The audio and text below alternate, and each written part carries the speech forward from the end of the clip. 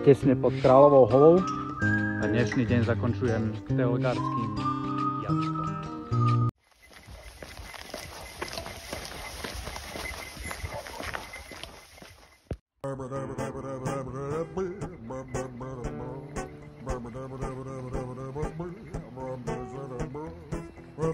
No, už pomaličky stúpame do výšin.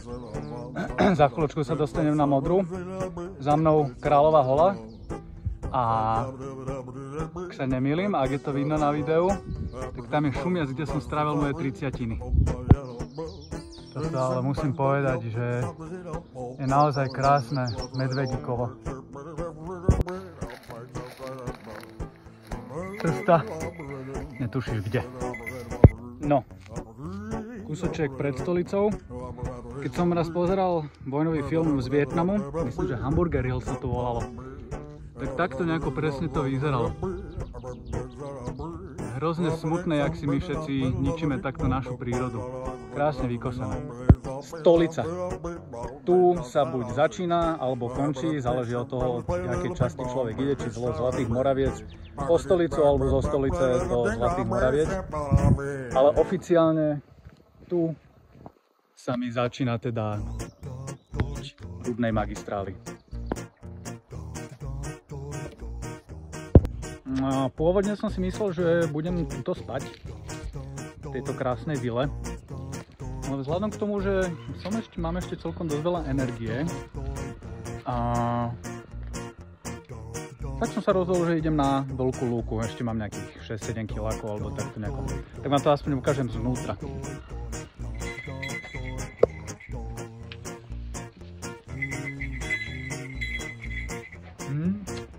To by bolo.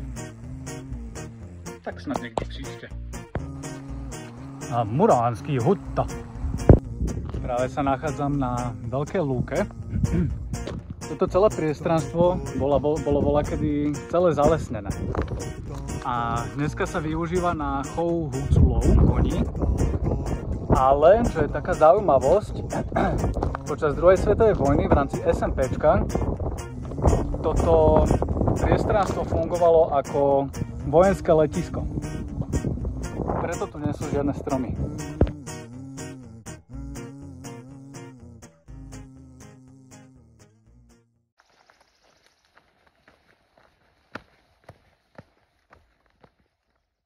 Tyjo, neviem síce čo to je, ale vyzerá to parádne. Vyzerá jak nejaká strieľňa alebo pôvodný bunker. Nemal som vytýčený žiaden cieľ teraz, jediný cieľ bol teda nájsť niekde vodu, lebo od rana mal asi tak dobrý 1,5 deci. A vôbec som sa nepozeral na mapu, ale to sú tie najkrajšie chvíle, keď sa dostaneš k takémuto niečomu, kde si dávam aj chill, aspoň takú polhodinku. Je tu aj prameň, kde už som sa konečne očistil ako tak. Nižná Klaková. Evidentne nejaké bývalé salašnické miesto. Je aj tuto hore nado mnou vidno jeden salaš. Tuto je ďalší salaš. Ale čo je hlavné je, že tu je aj útulňa v Nižnej Klakovej, ktorá je inak veľmi pekná. To som sa dočítal, že 2021 prešla nejakou rekonštrukciou, tak vám aspoň ukážem vnútrajšok. Krásny ďalší palác. Ale spať tu zase nebudem, lebo mám zatiaľ iba nejakých 15 kilákov za sebou a chcem potiahnuť ešte ďalších plus minus 15, tak uvidíme.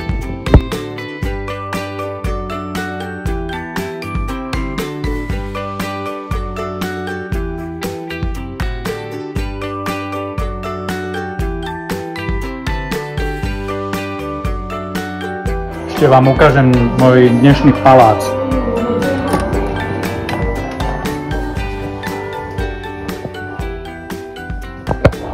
Tadá!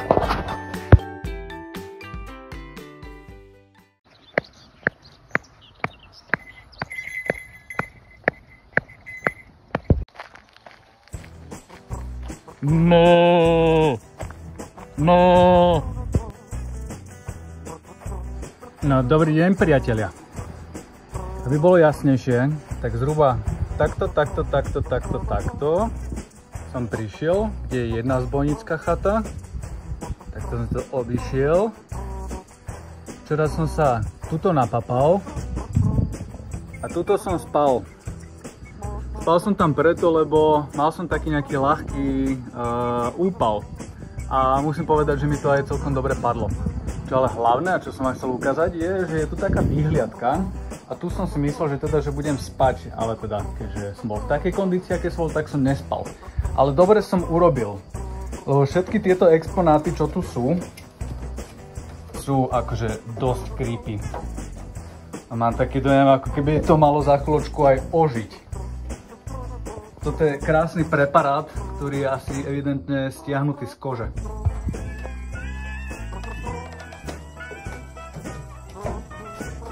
Toto deto. Ovca bez očí. Ježišmaria, to vyzerá fakt hrozne. Čau, zbojník. A čist. Ešte jeden tu je. Od ten spinky. Ak sa nemýlim, tak toto predo mnou by mal už byť klenovský vepor. Výživný tento kopec. Celkom, nakoľko vidno tú strminu, ale aj dole je takto, sa nechcem skiepiť. Veporský klenor, do boha, klenovský vepor. Akože áno, vykosené, ale aspoň mám výhľad. Škoda, mohli by to aspoň vybetonovať, alebo čo? To je priam až neuveriteľné. Všade, kde som, všade samé rúbanisko.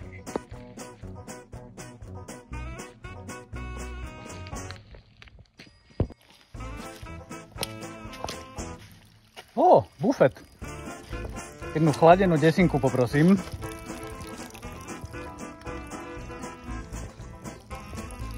Díky. Drábsko. Tut. Sihla. Tut. Kde som strávil s hlavom workcamp. Toto krásnou cestou zahajujem vchod do poľany. Ešte som vám neukázal môj nový bejvák. A teda bývam na Salaši, obrubovanec. Vám ukážem znútra aspoň trošku. Už pripraviť nejaké papu. Musím povedať, že je celkom dosť veľký luxus. A tuto hore budem spinky. Akurát vidím, že sa chystá nejaká búrka, čo nebolo ani v pláne, ale je mi to vlastne úplne jedno.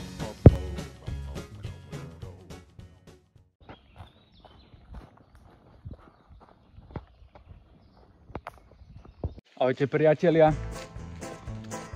Včerajšiu noc som si myslel, že strávim sám. Došiel som o nejakej 4:00 a po nejakých zhruba 2 hoďkách sa pridali 3 borci z Piešťan, ktorí išli tiež rudnú magistrálu, ale opačným smerom a vlastne tiež nie úplne celú, oni išli iba z Detvy na Stolicu. Takže aspoň na tú chvíľočku som nebol sám. A vodná nádrž Hrončok. Pekné. Poľana. Som sa dozvedel jednu vec, že rozdiel medzi psím a vlčím hovnom je ten, že to vlčie má chlpy. Poradte. Je toto vlčie hovno? Konečne niečo, čo súvisí už konečne s tou rudou, keďže som na tej rudnej magistrále. Práve sa nachádzam, prosím pekne, pri peci, ktorá bola vyrobená v 19. storočí. A ako taká zaujímavosť, čo som sa dočítal, je, že sa tu vyrábali aj gule do kanónov. Ďalšia zaujímavosť z rudnej magistrály, aj keď to nie priamo súvisí s rudnou magistrálou, ale skôr z SMP. A tuto na tomto mieste stala výrobná hala, kde sa vyrábali míny a náložky. Moje dnešné útočisko týmto tu aj dneska končím. A ešte som vlastne dostal povinnosť ukázať všetko možné ubytovanie, kde vlastne spím. Inak úplne super. Pekná chata, veľmi milí chatári. Oplaky sú. Neviem, ale cítim, že tam niečo je.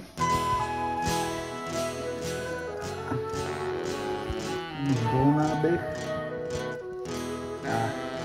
Je tam.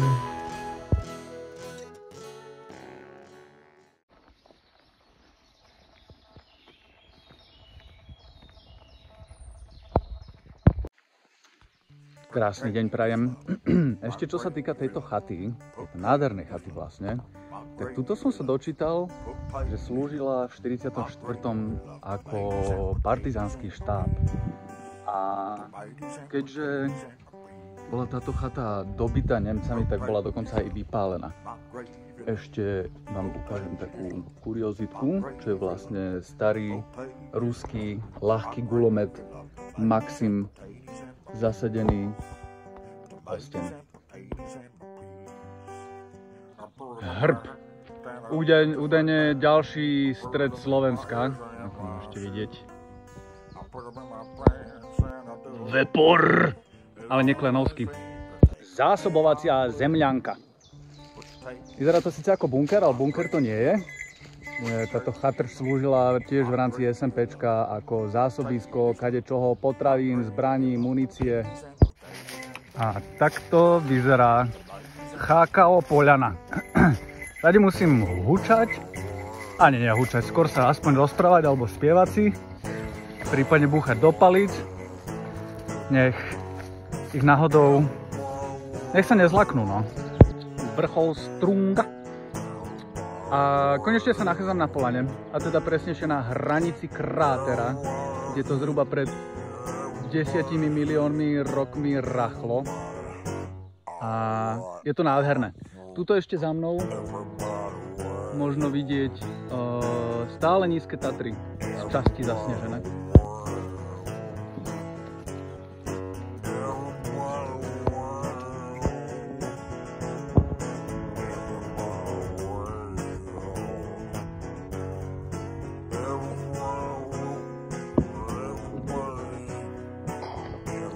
Predná Poľana. Ťaží sa, ale nie ruda. Detva. Čau. Ešte sám som nevidel svoj nový bejvák. Bývam v hoteli Detva. Totálny postsocializmus. No jaká paráda. Ešte aký odor. Ja tu mám vlastne aj kúpeľňu, som si nevšimol. To je úplná paráda. Jak u mojej babky.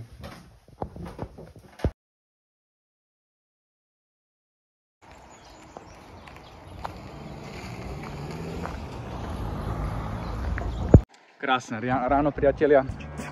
7 hodín aj nejaké drobné. Chcel by som sa ale zastaviť ešte pri včerajšom ubytovaní, presnejšie v hoteli Detva, kde absolútne zastal čas. Je to super atrakcia na jedenkrát. Nemôžem povedať, že to odporúčam, nie je to úplne pre každého. Lebo recepčná vás uvíta s cigou v hube, všade sa tam fajčí, všetko, čo tam je nezrekonštruované, aj keď vraveli, že prednedávnom ešte tá rekonštrukcia prebehla. Neviem, čo si tým úplne pod tým mám predstavovať. V každom prípade ako zážitok dobré, ale nie úplne pre každého. Aj keď lepšie asi ako byť na kouboja vonku. Poľana. Detva. Diaľnica. Wow. To je strašne veľký les. Na túto časť cesty, teda Detva plus minus Zaježová, som sa priznám nie úplne až tak veľmi tešil. Ale zatiaľ, čo šlapem nejaký desiatky kilometr, musím povedať, že to prečkáva moje očakávania. A ďalšia vec je, že čo chcem povedať, že už to konečne začína chytať taký ten banský nádych. Minimálne čo sa týka samotných domov. Vyzerá to inak veľmi podobne ako Štiavnica a okolie. Čermákov vrch. Svinia jedna, ten mi dal zabrať. Ale iné som chcel. Druhýkrát, čo som stretol posádku, a teda presnejšie jednu živú ženu, také neviniatko išlo opačným smerom. Zaujímavé. Ne, kamo. Čo si ty, stratený? It's... Here! Here! Hoď! Hoď, si krásny. Komu si sa ty stratil? Ne. Here! Here!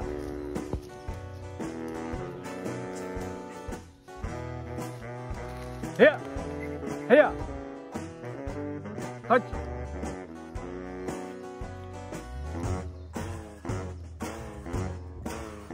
Srny, jelene, diviaky, medvede, ale kôň? Záježová. Aj tu som strávil jeden čas v Borkem cez Strom života. Ale momentálne som tak trkápaný, zaseknutý, trošku sa nám rozpršalo. Neprší! Ako obvykle, ešte by som vám chcel ukázať moje nové ubytovanie, kde má lokály v miestnej krčme, čo sa volá Ježkové oči. Ubytovali v obecnom úrade. Ďalší high luxus.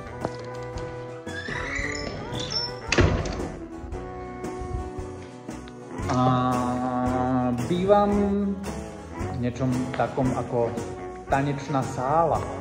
Tada!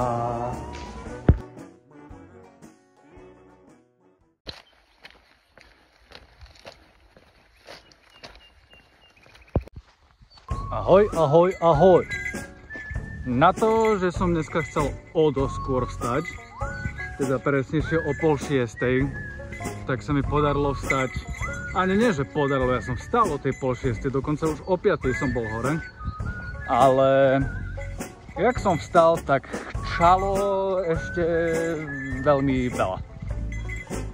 Tak sa mi nakoniec podarilo až o 7:30 a dostať von. Tak uvidíme, ako to potiahnem.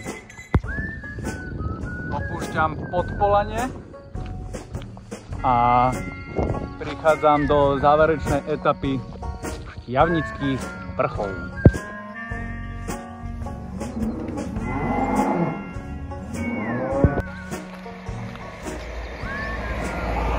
Zaujímavé paradajky. Banská Štiavnica. Podľa mňa jedno z najkrajších slovenských miest.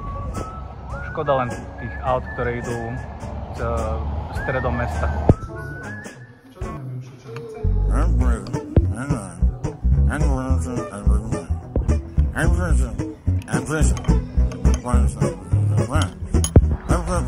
Štiavnické pene. Jedna z 1000 štôlní.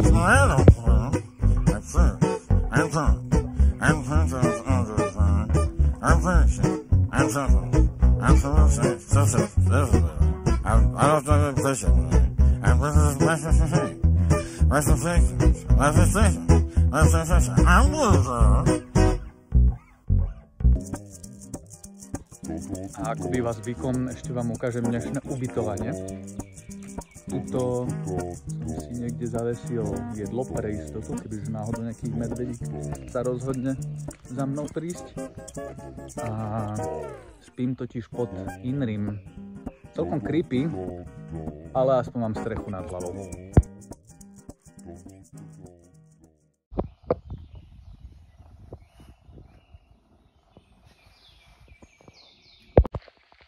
No, toto bola noc. Okrem toho, že celkom dosť chladno bolo, ukazovalo mi 9 stupňov, ale si myslím, že bolo o niečo menej.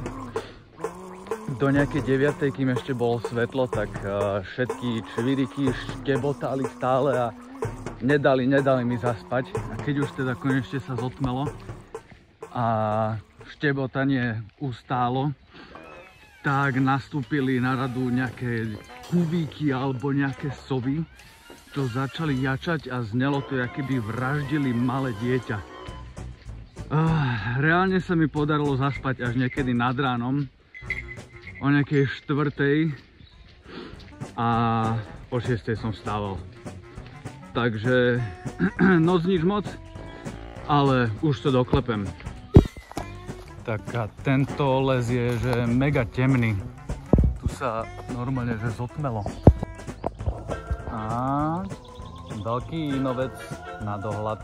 To bude moje posledné prevýšenie. Pôvodne som si myslel, že bude mať namierené aj na hrad Rudno. Ale keď som si pozrel fotky dole, čo sú pod tým, je to tu odtiaľto asi ešte 1 kilometr, kde vlastne žiaden hrad už nie je. A to skipujem.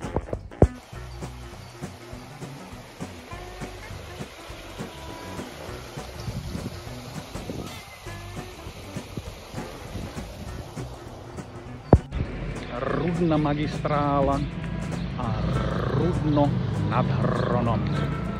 Super pre rengajúcich. Nová baňa. Dal by som si nejakú palacinku alebo nejaký zákusok. Veľký inovec. 901 metrov nad morom. Krásny slovenský znak. A pomaličky finišujeme. A ešte teda, čo sa týka tejto slávnej Rudnej magistrály, tak pokiaľ viem, tak tu ešte dole sa aktívne bohužiaľ ťaží. Aha, turistická chata pod Inovcom. Dúfam, že bude otvorená. Dal by som si jedno zaslúžené. Turistická chata je síce zatvorená, ale aspoň mám krásny výhľad na Mochovce. Ešte zo pár záverečných slov. Ja som túto cestu mal rozdelenú na dve časti. Na jednu, na ktorú som sa viac tešil, a na druhú, na ktorú menej. Hlavne som sa tešil na tú prvú časť, čo boli teda Veporské vrchy a teda Muránska planina a Polana. Už aj z toho titulu, že túto časť som nie úplne až tak veľmi dobre poznal. A potom teda druhá časť, Štiavnické vrchy a okolie. A teda kvôli tomu, lebo som ju viacej poznal. Ale milo ma prekvapila, lebo z tohto pohľadu červenej značky som teda Štiavnické vrchy nie úplne až tak dobre poznal. Mám to tam pobehané na bicykli, kade tade inde, ale nie po červenej. Ďalšia vec, čo by som chcel povedať, je, že ako sa mi to podarilo doma si toto vybaviť. A musím povedať, že úplne jednoducho. Stačilo ísť na nákup, poupratovať, vyvenčiť psa, no jednoducho pritakávať stále a vytvoriť si kredit. Nie, žartujem. Chcel by som sa týmto aj poďakovať veľmi mojej Peťke, ktorá mi bola každým dňom veľmi veľkou oporou. Každý deň sme si volali, pokiaľ sa teda dala v rámci signálu. A bez nej by som to jednoducho nedal. Ona veľmi dobre vedela, čo ja chcem, po čom som veľmi dlho túžil a aký bol vlastne môj cieľ a zámer. Ďalšiu vec, čo som chcel povedať, je, že táto magistrála by sa v kľude mohla volať aj magistrála lesov. Je priam až neuveriteľné, akú rozmanitosť táto trať ponúka a je úplne nádherná. Zhruba z 90% sa táto trať skladá z lesných cestičiek a zbytok, teda tých 10% po asfalte, čo mne osobne až tak veľmi nevadí. A aké to bolo? Jedným slovom, úžasné. Ja som vyslovene chcel ísť sám na túto trať, lebo som aj potreboval byť sám, ale pritom vôbec osamotený som nebol. Ďalšia vec, čo mi veľa ľudí hovorilo, že či sa nebojím ísť sám, A teda či sa obzvlášť nebojím medveďov. Priznám sa, že som stretol medvede. Ani jedného. Stretol som celú rodinku. A no joke. A boli odo mňa asi 20 metrov vzdialení. A vzhľadom k tomu, že som stúpal hore kopcom, tak som sa pozrel dole a vôbec som nevnímal, ani vtedy som žiaden rachod nerobil. A oni ma zbadali ešte skôr ako ja ich. A boli to takí 50-kiloví štúky. Bolo to na polane, a teda priamo pod vrchom polana. A čo som robil? Postavil som sa na jeden vyšší peň. Tam som chvíľočku čakal. Samozrejme som si zobral aj ten sprej do ruky, čo mám. A čo sa stalo? Nič. Išiel som ďalej. Čoho som sa naozaj ale trošičku bál.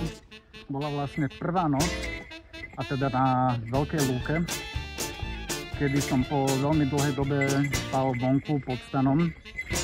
A plus ešte toto bolo v nepoznanom prostredí, a teda v Muranskej planine. Ďalšia vec je, že som aj dostal úpal vtedy, že spalo sa mi tak, že mi bolo aj zima, ale zároveň som sa aj potil. Ale počas celej doby som stretol 4 ľudí, a teda 3 chalanov na salaši Obrubovanec a potom jednu holku, kúsoček pri detve. A samozrejme všetci išli opačným smerom ako ja, ako inak. A týmto by sa vlastne táto magistrála mohla volať Magistrála duchov. Ďakujem všetkým za priazeň a podporu. Zlaté mravce týmto oficiálne vypínam túto cestu.